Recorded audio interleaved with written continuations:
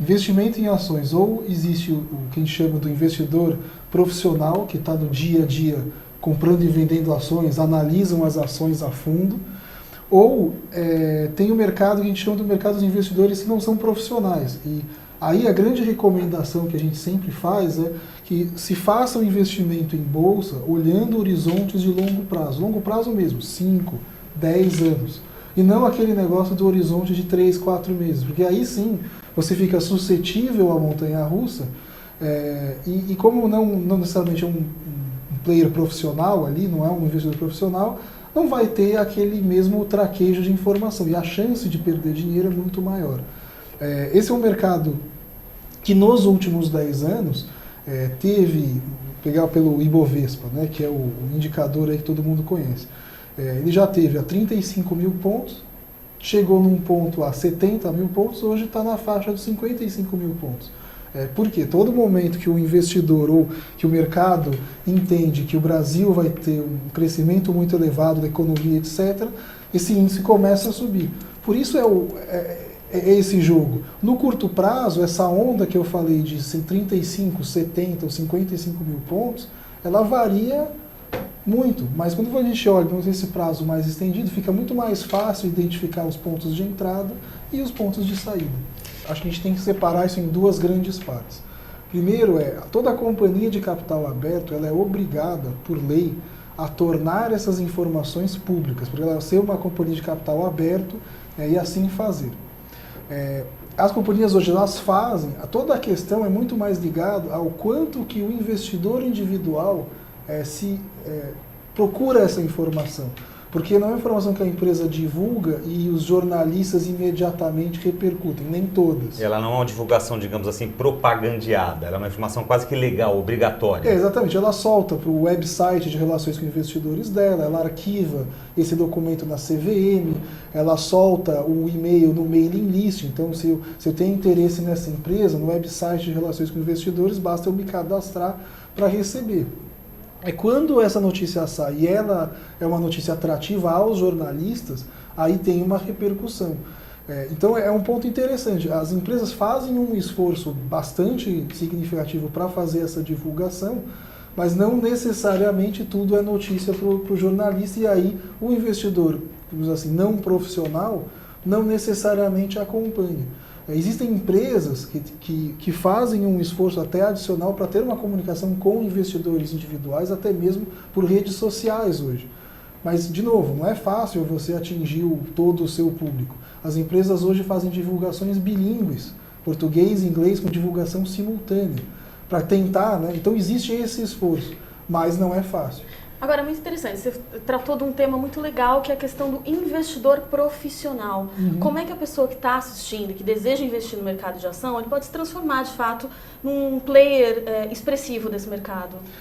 O investidor profissional, o que ele faz, né? Ele dedica tempo analisando a empresa, ele dedica o esforço dele em estar antenado a tudo que sai, não só de informação da empresa, mas também dos analistas das corretoras de ações, que recomendam compra e venda de papéis. Isso é muito importante, porque esses também são outros especialistas que podem ser consultados pelo investidor individual. Então, por exemplo, se a gente trabalha com uma boa corretora, essa corretora tem um bom analista, um analista de respeito. Faz muito sentido se essa corretora disponibiliza ou não esse analista para esse investidor também. Existem os analistas setoriais também, né? Ou seja, analistas para o mercado de petróleo, por exemplo. O cara está analisando o mercado de petróleo independente da empresa. Além de analisar a empresa, analisa o mercado também, o setor em que ela atua. E aí você vai ter a oportunidade de ler os relatórios deles e discutir com eles o que vale a pena comprar e vender. Só que nem todas as corretoras disponibilizam esses analistas ao investidor individual, o investidor que não é o do grande fundo, da grande asset. Mas esse é um dos grandes caminhos. O outro caminho é efetivamente pesquisar sobre a empresa, sobre os pares dela, saber entender o modelo de negócio, porque não é um investimento especulativo. Você está se tornando sócio dessa empresa, um sócio que tem seus direitos. E eu entendo que... O assim especulativo está mais ligado ao investidor profissional, aquele que vive único e exclusivamente disso. Né? Porque esse compra e vende ação o dia inteiro, então talvez a visão dele não seja uma visão de sócio, mas digamos a do investidor individual, a do pequeno investidor, seja uma visão que nem você falou de médio e longo prazo, porque ele se torna sócio da empresa. Eu faria o seguinte paralelo. Se eu fosse me tornar sócio de uma padaria aqui da esquina, eu ia querer saber muita coisa sobre essa padaria antes de me tornar sócio dela. Aí eu acredito que se eu quero me transformar sócio numa empresa de capital aberto, eu tenho que fazer a mesma análise. Exatamente o mesmo tipo de trabalho. A diferença é que entrar e sair dessa sociedade é muito mais fácil, porque você pode fazer em bolsa a qualquer momento. Então é uma análise que, na minha percepção, tem que ser aprofundada. Existem vários estilos de investidores profissionais. Existem os que a gente chama de investidores fundamentalistas, que é um pouco o que eu descrevi agora, mas existem os investidores grafistas, que são aqueles que negociam as ações e são grande parte profissionais, especuladores ou não, às vezes usam como forma complementar a análise mais fundamental. Que visa olhar como aquela ação se comportou ao longo do tempo e se existe um ponto de entrada ou não dentro dessa filosofia, desse tipo de análise. Bom, o MZ Group foi uma consultoria fundada em 1999 com a filosofia de prestar serviços na área de relações com investidores para as companhias de capital aberto. Não existiam empresas com esse modelo de negócios no Brasil, eram basicamente empresas estrangeiras. Isso foi um sucesso, porque as empresas elas precisavam de um apoio, né?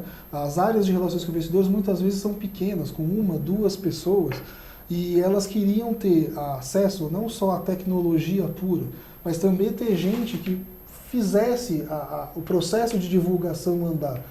Pudesse ajudar com como o mercado está enxergando a companhia, poder entrevistar investidores e dizer para a companhia como ela está sendo vista pelo mercado, fazer um trabalho mais estratégico. Nós desenvolvemos nosso modelo desde então, esse modelo deu certo, a gente conseguiu hoje em torno de 85% das empresas listadas em bolsa no Brasil hoje são nossos clientes.